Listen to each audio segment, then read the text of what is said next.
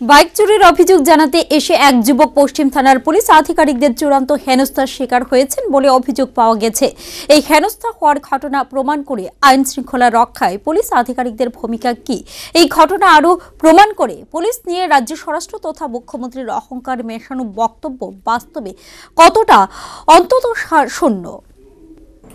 গত 8 মার্চ শুক্রবার রাত প্রায় 11:30 নাগাদ বাড়ির গেটের সামনে বাইক রেখে ঘরে গিয়েছিলেন আগরতলার ডিমসাগর এলাকার যুবক সিঙ্কি সাহা।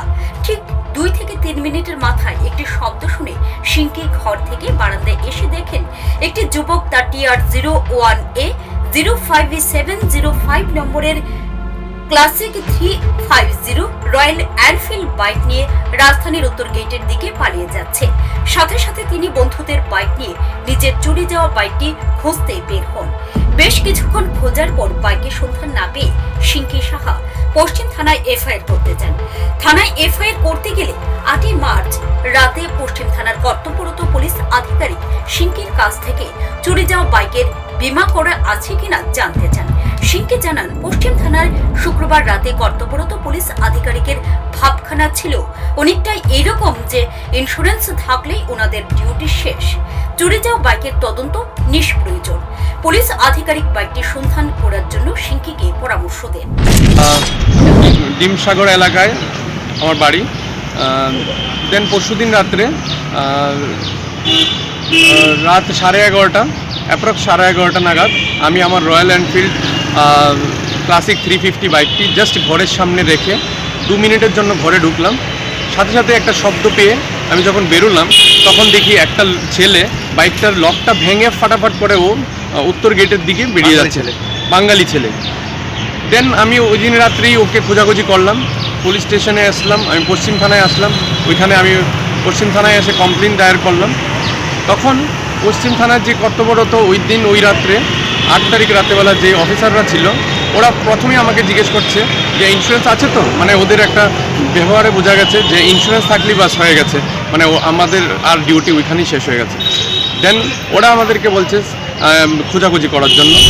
চুরি যাওয়া বাইকের জন্য এফআইআর করতে যাওয়ায় পশ্চিম থানার পুলিশ আধিকারিকের দুর্ব্যবহার এখানেই শেষ নয়।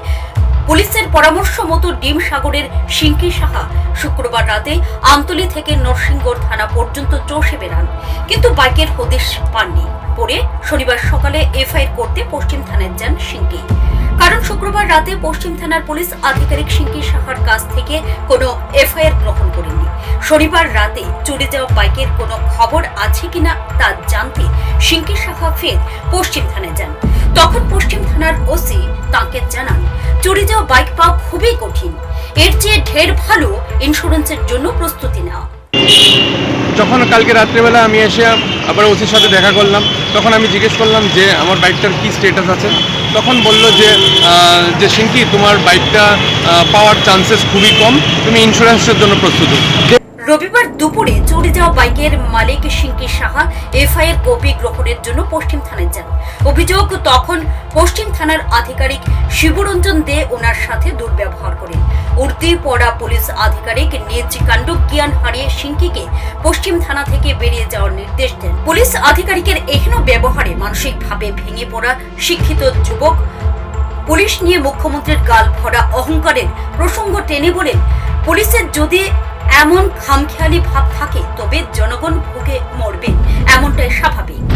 আজকে যখন আমরা এফআইআর কপিটা নিতে আসলাম থানায়, তখন যে শিবরঞ্জন দে অফিসার ছিল, আয়ু তো ছিলই না, শিবরঞ্জন দে অফিসার আমাদের সাথে খুবই মিসবিহেভ করলো।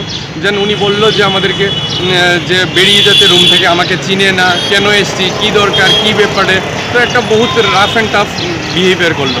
তো যেখানে আমরা ত্রিপুরা রাজ্যে বাস করছি, মুখ্যমন্ত্রী যেখানে, আমাদের বর্তমান মুখ্যমন্ত্রী যেখানে বলছে যে পুলিশ প্রশাসনের হাতে সব দায়িত্ব দিয়ে দিয়েছে, তখন পুলিশের কাজের মধ্যে যদি এরকম গাফিলতি, এরকম খামখেয়ালি ভাব থাকে, তাহলে তো কিভাবেই চলবে। উল্লেখ্য, রবিবার সিঙ্কির সাথে পশ্চিম থানার পুলিশ আধিকারিক যখন এমন দুর্ব্যবহার করেন, তখন এর ঠিক 24 ঘন্টা আগে সরকারের প্রথম বর্ষপূর্তির দিনে আগরতলা প্রেস ক্লাবের উদ্যোগে আয়োজিত মিট দ্য প্রেসে রাজ্যের স্বরাষ্ট্র তথা মুখ্যমন্ত্রী বিপ্লব কুমার দেব রাজ্য পুলিশকে নিয়ে অহংকারের সুরে বলেছিলেন, এখন থানায় গেলেই রাজ্যের আইন শৃঙ্খলা বুঝতে পারবেন জনগণ। অভিযোগকারীর রাজনৈতিক রং বিচার করা হয় না। আইজি আইন শৃঙ্খলার অনুমতি লাগে না, মুখ্যমন্ত্রী জোর গলায় দাবি করেছিলেন। এটাই ঘটনা, এই হলো সত্য ত্রিপুরা। আমরা শুনবো রবিবারের এই ঘটনার ঠিক 24 ঘন্টা আগে শনিবার বেলা 12:30টায় আগরতলা প্রেস ক্লাবের মিট দ্য প্রেসে পুলিশ ও আইন শৃঙ্খলা নিয়ে মুখ্যমন্ত্রী ঠিক কি বলেছিলেন। অন্যায় হয়েছে, আপনি প্রথমে কোথায় যাবেন? থানায় যাবেন, ঠিক আছে? যান তো আপনি থানা, কাউকে একটা অন্য লোকের থানায় পাঠান, তবেই আপনি বুঝতে পারবেন। থানাতে গেলে বোঝা যায় যে এই সরকার আসার পর কত কেস রেজিস্টার্ড হয়েছে। বিধানসভাতে আমার বিরোধী পার্টির সদস্যরা ওঠায় এত কেস রেজিস্টার হয়ে গেছে, ভালো লক্ষণ। মানে এখন থানাতে গেলেই কেস রেজিস্টার হয়, যে কেউ হোক তাকে জিজ্ঞাসা করা হয় না তুমি কোন বাড়ি থেকে এসছো। আগে এফআইআর করার সময় এমনও ছিল ত্রিপুরা রাজ্যে, এফআইআর করার সময় আইজি ল অ্যান্ড অর্ডারের আদেশ নিতে হতো। দিস ইজ ফ্যাক্ট, এটা সত্য ত্রিপুরা। আজকে কোন ব্যক্তি গেলে থানাতে সে কেস রেজিস্টার করতে পারে, তাকে জিজ্ঞাসা করা হয় না যে আপনি কোন নেতার কাছ থেকে এসেছেন, তার থেকে পারমিশন নিয়েছেন কিনা। সেটাই প্রমাণ করে যে ল এন্ড অর্ডার সঠিক দিশাতে যাচ্ছে। শুনলেন তো রাজ্যের স্বরাষ্ট্র তথা মুখ্যমন্ত্রীর বক্তব্য আর বাস্তব ঘটনার মধ্যে কতটা ফারাক। বাস্তব বড় রূঢ়, নিরেট পাথরের মতোই সত্য। স্বাধীন ভারতবর্ষের শুরু থেকে পশ্চিম থানার যাত্রা শুরু। বর্তমান ওসি শুভব্রত চক্রবর্তীর আগে অন্তত 53 জন অফিসার ওসির দায়িত্ব পালন করেছেন। তাদের মধ্যে একটা বৃহৎ অংশই ওসির রামাবলী গায়ে জড়িয়ে এক কথায় রাজ করে গেছেন। সুশাসন নয়। এখনো রাজ্যের অনেক থানাতে জিডি এন্ট্রি বা এফআইআর করতে গেলে পুলিশ বাবুদের সন্তুষ্ট করতে হয়, এমনটাই অভিমত তথ্যবিজ্ঞ মহলের।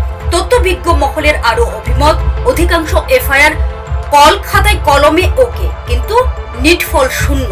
কিন্তু বক্তব্যে তথ্য পেশের রূঢ় বাস্তবের নিট ফল থাকে না। চুরি যাওয়া বাইকের মালিক সিংকির ব্যবহারের সাথে পশ্চিম থানার পুলিশ আধিকারিকের এই দুর্ব্যবহার পুলিশ ফাইলে লেখা থাকবে না। আর চুরি যাওয়া বাইকে পুলিশ কর্তৃক উদ্ধার হওয়ার যে দুঃসাধ্যের কাজ তা বলার অপেক্ষা রাখে না। ব্যুরো রিপোর্ট, হাল্লা।